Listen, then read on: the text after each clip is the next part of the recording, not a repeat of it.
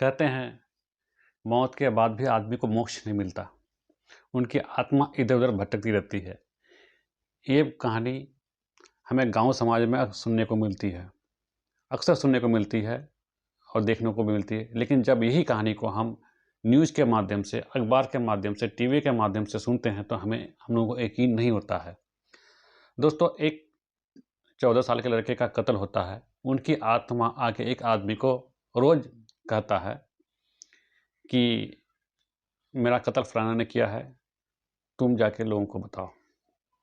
वो आदमी सपने में उठ बैठता है और रोने लगता है। फिर उनकी वाइफ बोलती क्या हुआ, कुछ नहीं बताता है। फिर आदमी सो जाता है। 1 दिन गुजरता है, 2 दिन गुजरता है। हर दिन आके उसकी आत्मा, उस लड़के का आत्मा उस आदमी को आके बोलता है कि तुम दुनिया को क्यों नहीं बता देते हो कि मेरे कत्ल फलाना ने किया है, फलाना वजह था। लेकिन वो आदमी खामोश रहता है, कुछ नहीं बोलता है। कभी दिन में, कभी रात में, हमेशा आता है मतलब जो ही उनकी आँख लगती है या कहीं भी कुछ करता रहता है, तो उनकी आत्मा उसको आके बोलता है, यही बात बोलता है तो कि तुम क्यों नहीं बता देते हो कि मेरा कातिल फलाना आदमी है, तुम सब जान रहे हो, बता दो, दुनिया को बता दो। लेकिन वो आदमी कुछ नहीं बोल रहा है। 1 दिन गुजरता है, 2 दिन गुजरता है, 3 दिन गुजरता है। आखिरकार आकर वो आदमी एक दिन अपनी बीवी को बताता है कि मुझे मेरे इसमें सपने में एक लड़का आता है और बोलता है कि मेरा कत्ल फलाना ने किया है। ये बात अपनी बीवी को बोलती है। उसकी बीवी उसको लेकर थाना जाता है और थानेदार को बोलता है। थानेदार को बोलता है, जब ये थानेदार भी उस दिशा में काम करने लगता है। जब ये बात टीवी के माध्यम से, अखबार के माध्यम से लोगों को पता चलता है तो किसी को यकीन नहीं होता है कि ऐसा आदमी ऐसा कैसे कर सकता था, जिस पर सबसे ज़्यादा विश्वास किया जाता हो, जिस आदमी ने उस बालक को अपने गोद में खिलाया हो, गोद में पाला-पोसा हो, आदमी ऐसा कैसे कर सकता है।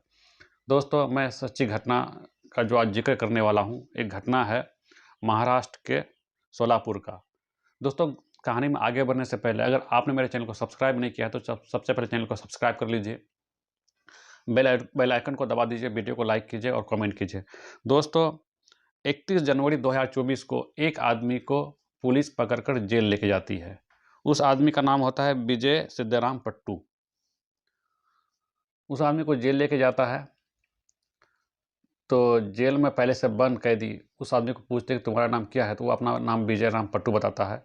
तो फिर पहले से जो कैदी था उसको पूछता है कि तुम क्यों जेल आए हो, तुम्हारा गुनाह क्या है। तो वो आदमी कुछ नहीं बोलता है, रोने लगता है।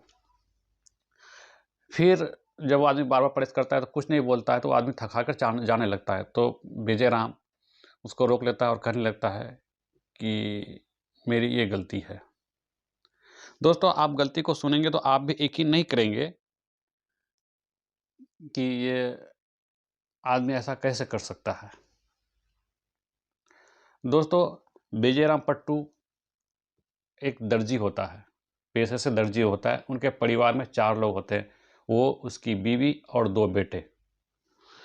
उसके बेटे का उम्र 14 साल रहता है, जो मतलब 8वीं में पढ़ता है, 8वीं या 9वीं में पढ़ाई करता है। वो लोग बेहद छोटे परिवार था, बेहद खुशी से रहता है अपने परिवार में। और विजय राम पट्टू अपने परिवार को चलाने के लिए दर्जी का काम करता है और दर्जी की दुकान खोल के रखा है, वहीं से सिलाई-विलाई करता है, उसी से अपना गुज़र-बसर करता है और अपने दोनों बेटे को पढ़ाता है। एक दिन क्या हुआ कि उनके दोनों बेटे सो गए थे, वो भी खुद सोने के लिए जा रहे हैं, तो उसका जो बड़ा बेटा था, जिसकी उम्र 14 साल थी, उनके रूम से एक अजीब आवाज़ आने लगी।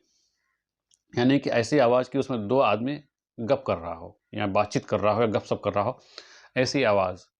तो ये कान सटा के, दरवाजे से सटा के सुनने लगा, तो उनको अजीब-सी आवाज़ आई, तो उसने अपने बेटे को आवाज़ लगाया।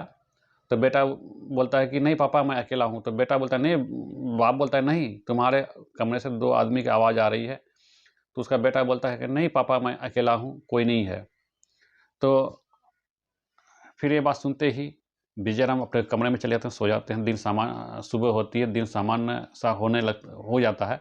और के दिन जैसे और दिन गुजर बसर कराता है, वैसे दिन खुशी-खुशी दुकान जाता है, काम करता है, आता है, बेटा भी स्कूल जाता है, आता है।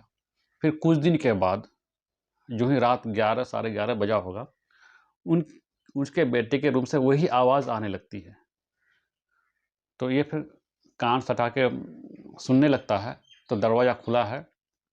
दरवाज़ा जो खुलता है, अंदर जाता है, देखता है कि उसका बेटा मोबाइल देख रहा है। मोबाइल में एक अजीब फ़िल्म देख रहा था, जिसमें एक लड़की होती है, एक लड़का होता है। उस फ़िल्म वीडियो में वो अजीब हरकत कर रहा था और अजीब तरह का आवाज़ निकालने लगता था।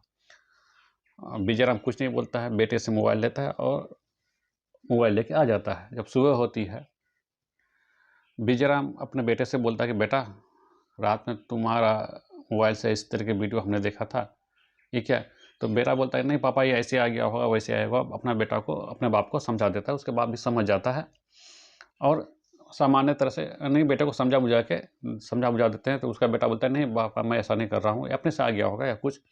तो बाप भी समझ जाता है और बेटा को समझा देता है। बेटा भी स्कूल जाने लगता है और बाप भी अपना काम पे जाने लगता है। ऐसा ही होते-होते फिर 2-4 दिन गुज़रता है, 10 दिन गुज़रता है, ऐसा ही होता है। तो उसके यानी विजयराम पट्टू की दुकान में एक दिन एक बेहद खूबसूरत लड़की आती है और आकर बोलती है कि आपका बेटा मेरे साथ ऐसा-ऐसा बोलता है। वो एक अजीब टाइप का वीडियो दिखाता है और हमको बोलता है, चलो इसी तरह का करते हैं। मुझे बेहद परेशान करता है। मैं तुम्हारे बेटे से, यानी आपके बेटे से बहुत ही परेशान हो गई हूँ। आप अपने बेटे को समझाते क्यों नहीं हैं? तो फिर बाप आता है घर, बेटे को समझाता है, बेटा ऐसा मत करो, ये सब खराब चीज़ है, ऐसा मत करो, हम लोग गरीब लोग हैं। उसके बाद फिर 4-5 दिन बाद फिर एक लड़की आती है, फिर वही कहानी बोलती है कि तुम्हारा बेटा एक अजीब टाइप का वीडियो देखा था और हमको बोलते चलो इसी टाइप का करते हैं। वो ब्लू फिल्म होता है। उसके बाद ऐसे ही करते-करते उसके पास 2-4 और शिकायतें आने लगती है, क्योंकि अब धीरे-धीरे शिकायतों का जो है ना, ग्राफ बढ़ता जा रहा है और भी लोग शिकायत लगने लगते हैं। वो एक दिन उसके स्कूल जाता है। स्कूल जाने के बाद स्कूल से भी और भी बहुत सारे लोग उससे यही बात दोहराने लगते हैं कि तुम्हारा बेटा ऐसा-ऐसा करता है, ऐसा वीडियो दिखाता है और हमसे ऐसा ही करने को कहा जाता है। बाप बेहद परेशान रहता है, बहुत ही परेशान रहता है अपने बेटे की हरकतों की वजह से, और लोग ताने मारते हैं। और विजयराम बोलता है कि मैं तो एक दर्जी हूँ, मैं ऐसा कर रहा हूँ, लेकिन मेरा बेटा ऐसा क्यों निकल गया? मैं एक शरीफ हूँ, अच्छे ख़ानदान से हूँ, लेकिन मेरा पेशा दर्जी है और ये मेरा आज तक किसी ने कुछ नहीं बोला, लेकिन आज मेरे बेटे की वजह से लोग मुझे कुछ ऐसी उल्टा-सीधा बात सुना के चले जाते हैं। अब तक तो खाली स्कूल से बात आने लगती है। अब उसके अगल-बगल के पड़ोस के समाज के लोग भी उनसे यही बात कहने लगते हैं कि तुम्हारा बेटा मेरे पास आता है, वीडियो दिखाता है और हमसे ऐसे ही करने के लिए बोलता है। यानी कि समाज की भी लड़कियाँ आके उससे बोलने लगती है। उनका बाप बेहद परेशान हो जाता है। ऐसे ही परेशानी की वजह से एक दिन 13 जनवरी 2024 की सुबह 8 बजे अपने बेटे को बोलता है, चलो बेटा आज घूमने चलते हैं। चलो कहीं घूमने चलते हैं। घूमने के बहाने अपने बेटे को लेके जाता है और रास्ते में कोल्ड ड्रिंक खरीदता है। 2 कोल्ड ड्रिंक खरीदता है। एक कोल्ड ड्रिंक अपने बेटे को देता है, अपने खुद लेता है और कुछ थोड़ा दुकान से आगे जाके बोलता है, बेटा इसमें नमक डाल के पियोगे तो अच्छा लगेगा। तो उसका बेटा बोलता है, हाँ पापा, इसमें नमक डाल के पिएँगे। तो नमक, उसका बाप बोलता है, नमक मैं साथ में लाया हूँ, ये नमक डाल दो। तो दरअसल वो नमक नहीं होता है, वो होता है सोडियम नाइट्रेट, जो नमक की तरह दिखता ज़रूर है लेकिन नमक नहीं होता, एक ज़हर होता है। ये ज़हर बहुत सारी कंपनियाँ अपने-अपने अलग-अलग चीज़ों में इस्तेमाल करती है। वो उसके कोल्ड ड्रिंक में डाल दिया जाता है। वो नमक की तरह दिखता है लेकिन नमक होता नहीं है। अपने बेटे के कोल्ड ड्रिंक में डाल देता है और अपने बेटे को पिला देते हैं। पूरा कोल्ड ड्रिंक पीने के बाद उनकी बेटी की हालत बिगड़ जाती है और वो अपने बेटे को लेके रोड के किनारे बैठ जाते हैं। तब तक बैठ के रहते हैं, तब तक उनकी बेटी की रूह नहीं चली जाती है। बाप को यकीन हो जाता है कि मेरा बेटा मर गया, रूह चली गई, तो अपने बेटे को वहीं गड्ढे में फेंक देते हैं और आराम से अपने दुकान में आ जाते हैं। दुकान में आने के बाद जैसे दिन की तरह काम करते थे, बिल्कुल फ्री माइंड होके काम करने लगते हैं। काम-उम करके शाम में जब अपना घर लौटते हैं और अपनी बीवी से बोलते हैं कि आज विशाल नहीं आया है, कहाँ गया है विशाल? बिल्कुल अनजान बनकर। तो उनकी बीवी बोलती है विशाल तो सुबह 8 बजे से ही गायब है, आज घर नहीं आया है। तो कुछ देर बाद इधर-उधर तलाश करने के बाद अपनी बीवी के साथ जो फॉर्मेलिटी होता है, वो अनजान बनकर इधर-उधर तलाश करने के बाद सीधे जाके थाने में जाके कंप्लेन कर देते हैं। अब बगल का जो थाना होता है वो होता है जोधापाई थाना, जिसमें जिस पुलिस के पास कंप्लेन करते उसका होता है अजय जगपाल नाम होता है, अजय जगपाल, उस थानाध्यक्ष का नाम होता है अजय जगपाल। उसको के पास जाके रिपोर्ट लिखवाते हैं। जैसा कि अक्सर होता है कि शुरू में पुलिस वाले ध्यान नहीं देते हैं इस बात पर। गंभीरता से किसी भी बात को आप भी जाइएगा किस थाने में, तो जल्दी कोई भी रिपोर्ट लिखाइएगा तो पुलिस वाले उस बात को जल्दी गंभीरता से नहीं लेंगे। उनको समझा बुझा के बोल देते हैं कि जाओ, मैं तलाश करूँगा, आपने मुझे कंप्लेन कर दिया है, मैं इसका खोजबीन करता हूँ। तो दोनों दंपति यानी कि यानी कि विजय और उनकी वाइफ घर आ जाता है। घर आने के बाद सामान्य से रहने लगता है और बेटी की मतलब इधर तलाश करने लगता है।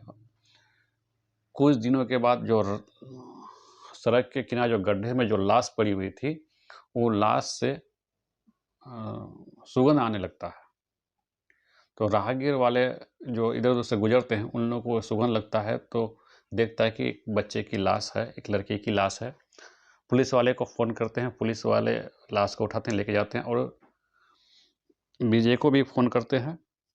विजय और उनकी वाइफ थाना पहुंचते हैं। पहुंचने के बाद जो लाश होती है उसको शिनाख्त करते हैं, हाँ ये मेरा बेटा विशाल ही है। उसको शिनाख्त करने के बाद इसका विशाल का पोस्टमार्टम होता है। पोस्टमार्टम पाया जाता है कि इसको सोडियम नाइट्रेट जहर देकर मारा गया है। ये बात का ये होता है, लेकिन पुलिस काफ़ी खोजबीन के बाद उनके कातिल का पता लगा नहीं पाती है। इधर तो खोजती है, पूरा काफ़ी पूछताछ करने के बाद उसके कातिल का पता नहीं चल रहा है। ये घटना 13 जनवरी को होता है। 13 जनवरी से मतलब नहीं हो पाता है। उसके बाद वही लड़का अपने पापा के यानी कि अपने बाप के सपने में रोज़ आता है। रोज़ आके बोलता है कि आप दुनिया को क्यों नहीं बता देते हो कि मेरा कातिल मैं खुद ही हूँ। रोज़ आता है, कभी दिन में, रात में, ऐसा ही आता है। और वो सपने की वजह से जैसे ही आज जो सपने में आया तो रात को उठ के रोने लगता है। तो उनकी बीवी पूछती क्यों रोते हो? तो बोलता है बेटे की याद आ गई इसलिए रोते हैं। लेकिन अपने बीवी को भी ये बात नहीं बता रहा है। फिर दूसरा दिन होता है, तीसरा दिन होता है, ऐसे 8-10 दिन गुजरता है। लास्ट में 28 जनवरी को अपने बीवी को सारी माजरा बताता है कि मैं ही अपने बेटे का कातिल हूँ। और जिस दिन वो अपने ये राज बताता है, उस दिन उसके घर पर बहुत सारे मेहमान भी आए हुए रहते हैं।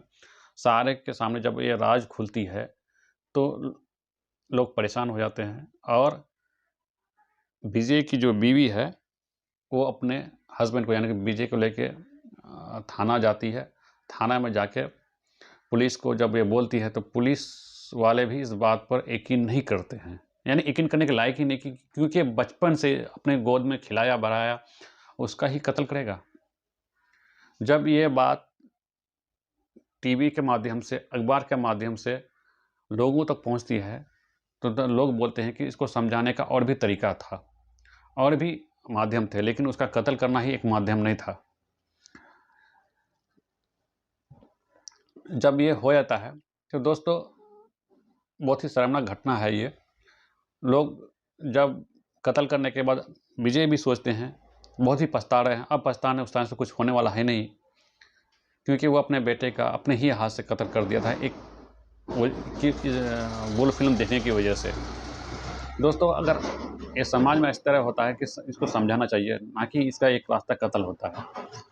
दोस्तों ये मेरा वीडियो बनाने का मकसद था किसी को मतलब भावनाओं को ठेस पहुंचाना नहीं था, किसी को दुख पहुंचाना नहीं था, बल्कि समाज को जागरूक करना था और समाज को मैंने जागरूक किया। फिर इस तरह के में और भी मतलब हार्ट टचिंग कहानी जो है मैं लेते आते रहूँगा। अगर वीडियो अच्छा लगा है तो वीडियो को कमेंट कर दीजिएगा, लाइक कर दीजिएगा, चैनल को सब्सक्राइब कर दीजिएगा। जब तक जय हिंद, जय भारत।